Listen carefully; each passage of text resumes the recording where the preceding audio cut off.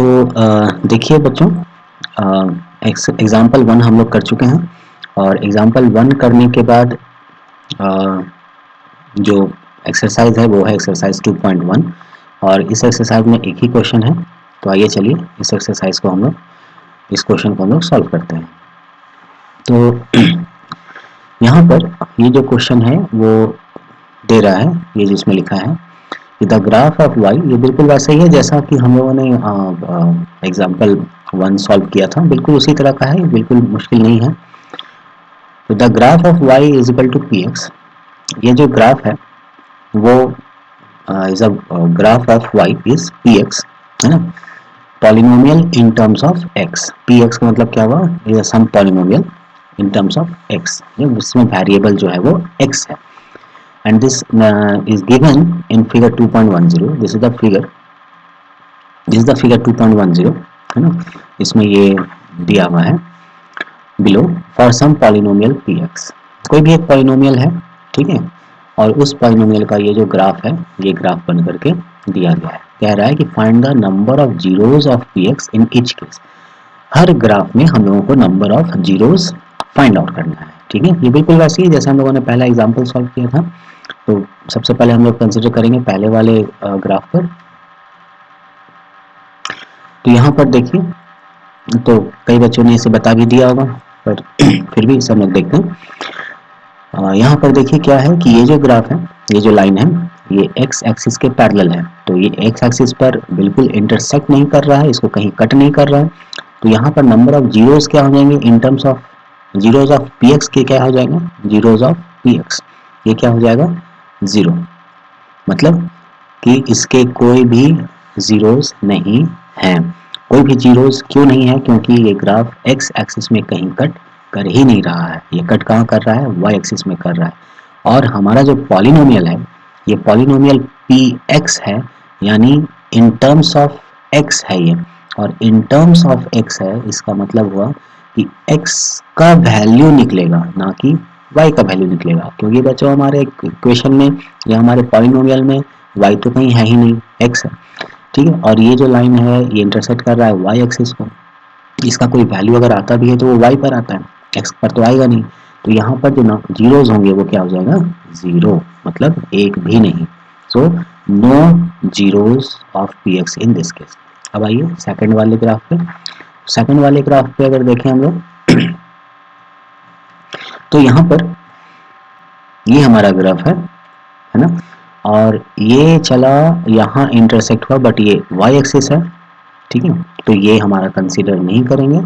और ये यहाँ पर x एक्सिस में इस पॉइंट पर ये इंटरसेक्ट कर रहा है। अगर ये x एक जगह पर इंटरसेक्ट कर रहा है, इसका मतलब नंबर ऑफ जीरोज कितने हो जाएंगे, 1, ठीक है।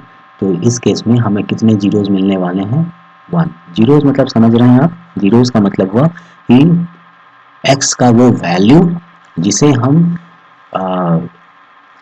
पॉलिनोमियल में या पुट करते हैं, बैठाते हैं, तो वो पूरा वैल्यू 0 के बराबर हो जाता है, ठीक है। ओके, अब ये वाले ग्राफ में हम आते हैं, थर्ड ग्राफ में आते हैं। तो थर्ड वाले ग्राफ में ये हमारा ग्राफ है, ये x एक्सिस है, ये y एक्सिस है, ओके।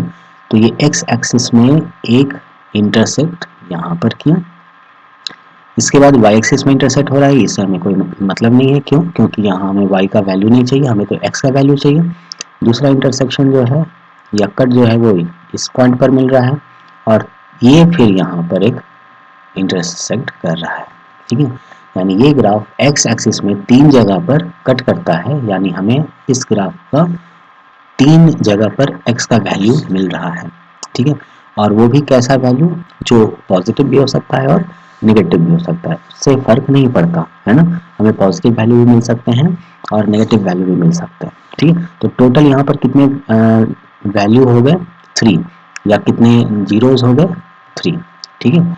तो यहाँ पर हमारे नंबर ऑफ जीरोज जो है वो 3 हो गया, ठीक है। अब आते हैं हमारे दूसरे ग्राफ की तरफ, ग्राफ नंबर 4। अब इस ग्राफ को अगर ध्यान से देखें तो यहाँ पर हमें पता चलेगा कि ये हमारा कर्व है या ये हमारा ग्राफ है, और ये x एक्सिस में इस पॉइंट पर और इस पॉइंट पर, 2 पॉइंट पर ये इंटरसेक्ट कर रहा है, ठीक है, this point as well as in at this point. तो यानी हमारे पास कितने नंबर ऑफ जीरोस हो गए, 2। ओके, अब इस ग्राफ में हम लोग आते हैं, तो ये ग्राफ जो है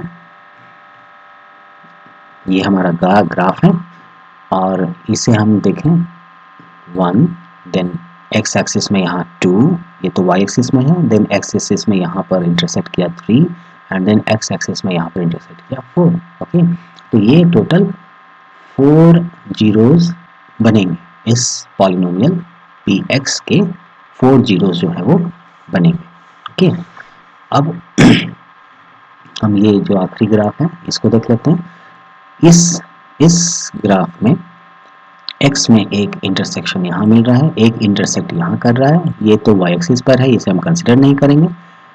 आफ्टर दैट एक कट यहाँ पर मिल रहा है, तो टोटल x एक्सिस में कितनी बार इस ग्राफ में इंटरसेक्ट किया या इस ग्राफ में कट किया, तो 3 बार, यानी हमें 3 वैल्यू x के मिल रहे हैं।